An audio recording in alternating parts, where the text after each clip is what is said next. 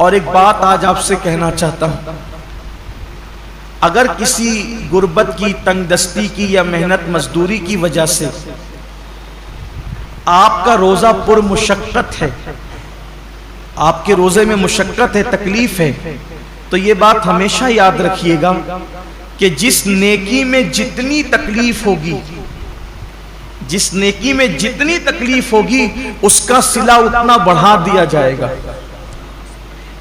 रोजा रखकर एसी में सोने वालों का सवाब अलग है और रोजा रखकर लूम चलाने वालों का सवाब अलग है।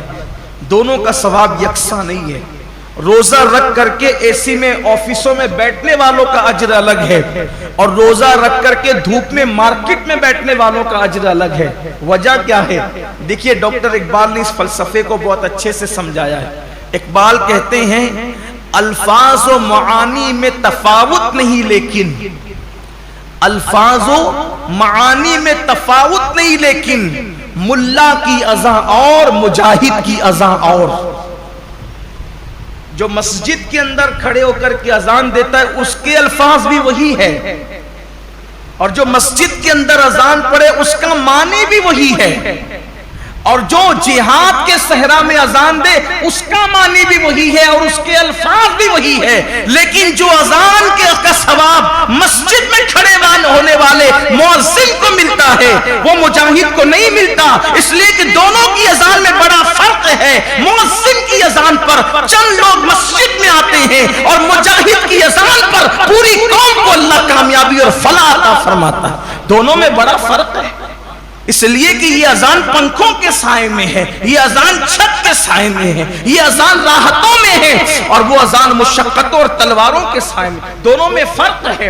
तो इसी तरीके से इकबाल की फिक्र से रोशनी लेकर कह रहा हूं, और हदीस पाक कि जिस नेकी में जितनी मुशक्कत और तकलीफ होगी उसका सिला उतना बढ़ा दिया जाएगा।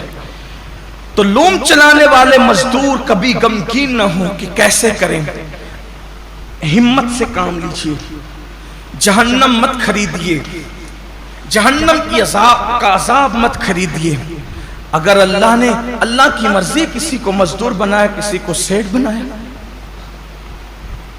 लेकिन आपको काम हिम्मत से लेना है। अल्लाह उसका सिला बहुत बढ़ा देगा, अल्लाह उसका अजर बहुत बढ़ा देगा। और फिर काश कि ऐसा होता कि इस सुन्नत को जिंदा किया जाता कि अल्लाह के रसूल अलैहिस्सलाम जब रमजान शरीफ आता था तो खुतबा देते थे और फरमाते थे, लोगों जो तुम्हारे मजदूर हैं रमजान शरीफ में उनकी मजदूरी कुछ कम कर दो, यानी उन मजदूरों का काम कुछ कम, उनको सिला तो पूरा दो, मजदूरी पूरी दो, लेकिन उनका काम कुछ कम कर दो, जैसे दोपहर में उनको सोने का मौका दे दो। अब यहां तो सेठों का हाल ये है कि अगर मजदूर नमाज पढ़ने रमजान शरीफ में भी जाए तो उनके माथे पे शिकन आता है। ये लोग कहते हैं ना कि हालांकि सारे सेठ ऐसे नहीं हैं, कुछ अगर सेठ लोग यहाँ हैं तो वो बुरा नहीं माने। मुझे तो लोगों ने यहां तक के आके बताया कि एक सेठ साहब हाफिज कुरान है। मुझे लोगों ने नाम के साथ बताया, मैं नाम नहीं लूंगा क्योंकि मैं अल्लाह के घर में वाज और नसीहत करने खड़ा हुआ, कीमत करने खड़ा नहीं हुआ। कहा वो हाफिज कुरान है, वो खुद नमाज में गए और जब मजदूर नमाज पढ़ करके आए तो उन्होंने कहा कि अब जा तू नमाज ही पढ़ते रहे, यहाँ से निकल जा। ये सूरत हाल है। फिर जिस कौम को का हाल ये हो कि वो इस कदर गंदी सोच की हामिल हो जाए कि वो अपने मजदूर को नमाज पढ़ने तक जाने न दे, फिर उनके कारोबार तबाह नहीं होंगे तो और क्या होंगे? उनके कारोबार की मलाई दूसरे लोग नहीं खाएंगे तो क्या करेंगे? कल और आज के कारोबार में कुछ फर्क महसूस करते हैं आप? कल की बरकतों में और आज की बरकतों में आप कुछ फर्क महसूस करते हैं? कल भी हमारे बाप दादाओं ने कारोबार संभाला और आज भी हमारी नई नस्ल संभाल रही। फर्क ये है कि वहां जब दीन का मामला आता था तो वह अपने आप को सरेंडर कर देते थे, कुदरत ने उन्हें बरकतों से नवाजा था। आज बहुत कारोबार बढ़ा लिया गया है लेकिन फिर भी हाय हाय किए जा रहे हैं, बरकतें उठ गई है। वजह यह कि दीन से दूरी है।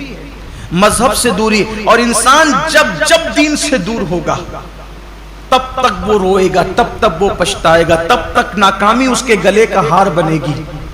तो आइए, अल्लाह रब्बुल इज्जत ने इतना खूबसूरत सा महीना हमें दिया है, इसलिए मेरी गुजारिश है कि इस मुबारक महीने में पहले तो रोज़ों का एहतमाम करें।